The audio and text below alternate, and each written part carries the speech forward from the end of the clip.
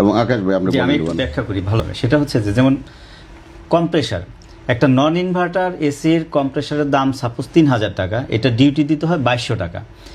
এটা কিন্তু আমার বিদ্যুৎ সাশ্রয়ী না, এটা কিন্তু ক্ষতিকর। হ্যাঁ, আবার যেটা আমার বিদ্যুৎ সাশ্রয়ী একটা ইনভার্টার কম্প্রেসার, সেটার ভ্যালু আমার মাত্র ৪,৫০০ টাকা, কিন্তু এটা ট্যাক্স দিতে হয় আমাকে ৪,২০০ টাকা। অর্থাৎ এটার ভ্যালুয়েশন মানে গভর্নমেন্ট ভ্যালুয়েশন ধরে রাখছে $৮৫ ভ্যালুয়েশন করে সে আমাকে অ্যাসেসমেন্ট করে, যেটা কিন্তু পৃথিবীর কোথাও ওই রেটে কম্প্রেসার বিক্রি হয় না। এই যে একটা মানে আনজাস্টিস যেটা বলবো। আর আরেকটা জিনিস হচ্ছে যে এই যে পিসিবি যেটা হচ্ছে মাদারবোর্ড আমরা বলি, একটা মাদারবোর্ডের কেনা দাম হচ্ছে আমার ৫০০ টাকা, ট্যাক্স দিতে হয় ১৫০০ টাকা। অর্থাৎ আমি যদি প্রোডাকশন করি বা অ্যাসেম্বলিং করি, এবং সারা বিশ্বে কিন্তু অ্যাসেম্বলিং ইটস এ ইন্ডাস্ট্রি, এবং চায়নাতে যদি দেখেন, চায়না, জাপান, কোরিয়া, পৃথিবীর কোথাও কোনো ইন্ডাস্ট্রি 100% ম্যাটেরিয়ালস বা কম্পোনেন্টস তৈরি করে না। ইভেন আপনি যদি ওয়ার্ল্ড লার্জেস্ট ম্যানুফ্যাকচারার টয়োটাকে দেখেন, টয়োটা তার সর্বোচ্চ 2% আইটেম সে নিজে তৈরি করে, বাকি 98% আইটেম সে কিন্তু সোর্সিং করে। অর্থাৎ আমাদের দেশে এই জিনিসটা এখন আমরা তৈরি করতে পারছি না। এটা ইঞ্জিন নিয়ে যে ভিভিটিআই ইঞ্জিন নিয়ে গাড়ি, যে টয়োটা গাড়ি চালান, ইঞ্জিনটা কিন্তু আন না, আরেকজন থেকে আনে। দেখেন এই জন্য কিন্তু আমাদের প্রাইসটা বেড়ে যাচ্ছে। আরেকটা হচ্ছে এর আলটিমেটলি ইম্প্যাক্ট পড়ছে কাস্টমারের উপরে, আপনার আমার সবার উপরে। পয়সাটা আপনার পকেট থেকে দিতে হয়, আমরা দেই না। এসি প্রাইসটা যদি রিজনেবল আসে, দেখেন একটা এসিতে আমরা যদি এখানে অ্যাসেম্বলিংও করি, তারপরে সরকারকে প্রায় ২৫,০০০ টাকা প্রতি এসিতে ট্যাক্স দিতে হয়, ২২ থেকে ২৫,০০০ টাকা। এটা কিন্তু এটা পৃথিবীর কোথাও এই বাজে সিস্টেমটা নাই। এই দেশে যদি সিস্টেমটা একটু সুন্দর করে সিস্টেমে নিয়ে আসা হয়, এই দেশে শত শত ইন্ডাস্ট্রি তৈরি হবে।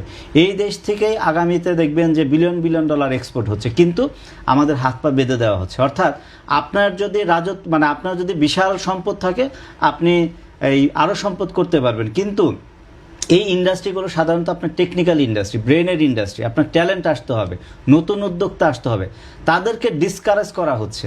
অর্থাৎ এটাতে দ্রুত যদি আমরা এই সংস্কার না করতে পারি, তাহলে কিন্তু এই ইন্ডাস্ট্রি আর দাঁড়াবে না। যার জন্য এটা বলছি যে হ্যাঁ, আলটিমেটলি এখন যে প্রাইসটা হচ্ছে, আপনি আমি ভোক্তারা সবাই ক্ষতিগ্রস্ত হচ্ছে, only because of this bad policy. Board of রেভিনিউর মানে এই পলিসিটা, ব্যাড পলিসিটা অ্যাডপ্ট করছে বোর্ড অফ রেভিনিউর কিছু কিছু, আমি বলবো ইয়ং অফিসাররা, যে ঊর্ধ্বতন অফিসার যারা, চেয়ারম্যান সাহেব বা মেম্বার সাহেবদেরকে মিসগাইড করছে। কারণ আমার মতো, আকাশ সাহেবের মতো কারো প্ররোচনায় মিসগাইড করে, এই ধরনের একটা সঠিক একটা গাইডলাইন না দিয়া মিথ্যে কথা বলিয়া এই লাইনটাকে ক্ষতিগ্রস্ত করতেছে। আর একটা মিনিট, সেটা হচ্ছে যে বর্তমানে এসির মার্কেট হচ্ছে যে প্রায় $800 মিলিয়ন আমাদের বাংলাদেশে।